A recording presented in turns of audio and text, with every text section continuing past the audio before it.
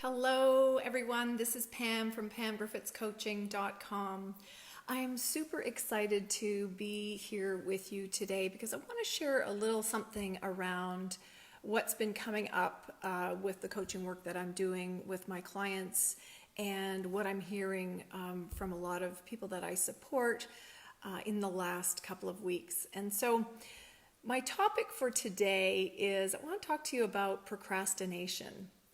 And I'm wondering if you have ever procrastinated in your life before. I'm teasing. Of course, I certainly have. And it feels like the times when I procrastinate most is whenever I am maybe unclear about something. And so I need a little bit of percolation time, which is fine. I don't know that really falls under the procrastination umbrella. But when I'm really noticing that I'm not taking intentional action and I am procrastinating, it's often when I am about to embark on a change or tackling something that I've never tackled before. It can feel like, oh my gosh, what's the word for you? Is it scary? What is it? So I want to talk to you about procrastination and really what you can do about it. So the dictionary meaning of procrastination is really about delaying something that must be done, often because it feels unpleasant or boring.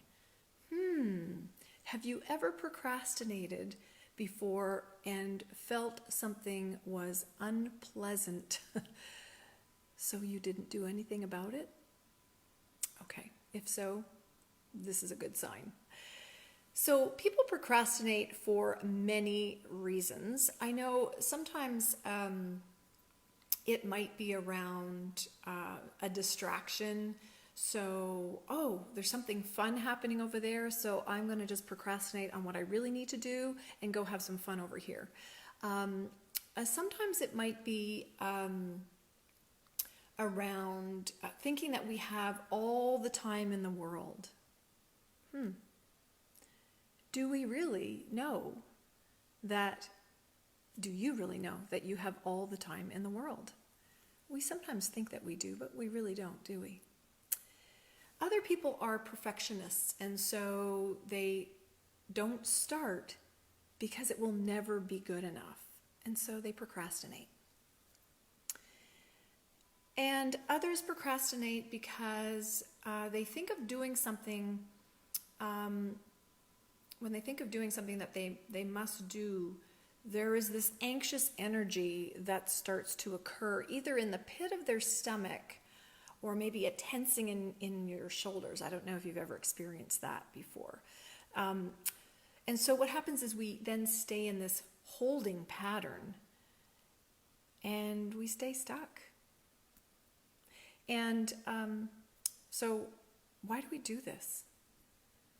It's easier to play safe. It's easier to be safe and to not move forward in a big way. And so I want to share with you a little bit more about a little excerpt from my book, as well as some science behind why we procrastinate. And so we want to find out really what's underneath procrastination and how do we overcome it so that you can get out of your own way and start doing the very things that you are meant to do here on this earth. And so once you've learned how to harness procrastination, manage that anxious energy, which often stems from fear, you can kick procrastination to the curb and take courageous action. Sound good? Okay. I want you to just imagine for a moment. Imagine your big goal or something that you've been wanting to take action on or achieve, but you just haven't moved forward. Maybe it's something, maybe it's a course you've been wanting to take.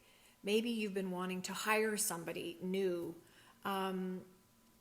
Or maybe you want to get yourself out there in a really big way. When you think of that big goal or that big action that you need to take but are procrastinating, what do you feel? And where do you feel it? So is it something going on in the pit of your stomach? Butterflies? Are you tensing up? What comes up for you as you think about taking a leap of faith? So that's a really good indication. If you are feeling sort of maybe this anxious energy or butterflies or you're tensing up, it's okay. It's totally normal. And it often tells us that we're wanting to step outside of our comfort zone. And so in my best-selling book, Leadership Unleashed, Awaken Your Extraordinary Leadership, on page 72, I talk about the paradox of fear. And I promise this totally links to procrastination. So, you see, we all experience fear. It's inescapable. So that's our reality as humans. But we can actually overcome it, and we can kick procrastination to the curb and take back our power. I say, feel the fear and do it anyway. That's because taking action actually cures the fear. Inaction or procrastination keeps us stuck and further can fuel our fear. So having courage isn't the absence of fear. Having courage is the will to move forward in the face of fear. So feeling the fear and doing it anyway. When we stay in fear and we procrastinate, we become more complacent. And sadly, then our lives don't change. And really, you are here to do some really cool things in the world. And so let's talk about how do we move through that. So it really is fear that is behind procrastination, and that is what keeps us stuck. So let's reframe fear for a moment. What if you thought of fear as the necessary evil, or that it had a purpose in your life? Good news, it's part of our anatomy. And you may have heard me talk about the amygdala in previous Facebook Lives or in our training series, the Coach Approach System. That part of our brain kicks in to protect us when we most need it. So it's okay. Those little anxious warning signs and spikes of adrenaline keep us safe to ensure that if we're hiking up a really steep mountain, we're not going to fall off. So it heightens our awareness. It heightens our senses, and we become more acutely aware of our surroundings. So fear also pushes our boundaries. It calls us forth to step into our courage. And when we do this, only when we do this, we grow. And we step up and face the fear. When we do that, we find more confidence because we have now accomplished something that we may have never accomplished before. We took courageous action on something that's been, percolating in our mind for a long time. I've had clients who shared with me that they waited 2 years. They were thinking about hiring a coach. And they were fearful about making change. And so they stayed stuck in procrastination because they feared change. And in the end, they did it anyway. But we need to take big action in order to feel the fear and move through that fear. So the more confidence we gain through taking action, the easier it is then to overcome our fear. And when we arrive on the other side of fear, we actually realize it wasn't so tough after all. and we have new clarity and confidence to play bigger.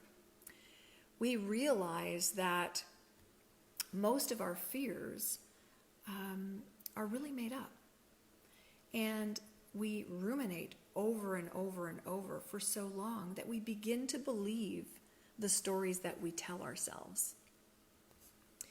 And so when you feel this building up inside yourself,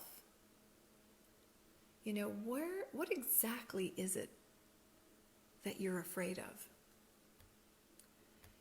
Think about what is the story that you're telling yourself.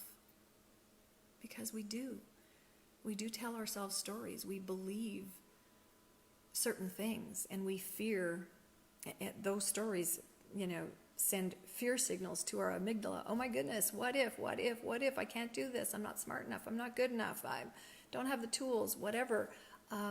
We don't like change, and so we stay stuck.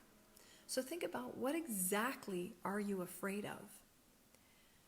I want you to stop, listen, observe the story that you're telling yourself, and find your breath. And breathe through this moment. Okay. So, what did you learn about the thing that's keeping you stuck, about the story that you're telling yourself? And I want to know, are you ready to take big action? What is the worst thing that could happen? What is the best possible outcome if you were to take courageous action today? What's the best possible outcome? Okay, are you ready? You actually hold the key to unlocking your fear and move through procrastination. What courageous action are you ready to take today?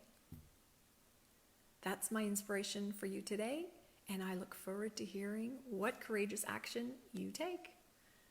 Bye for now.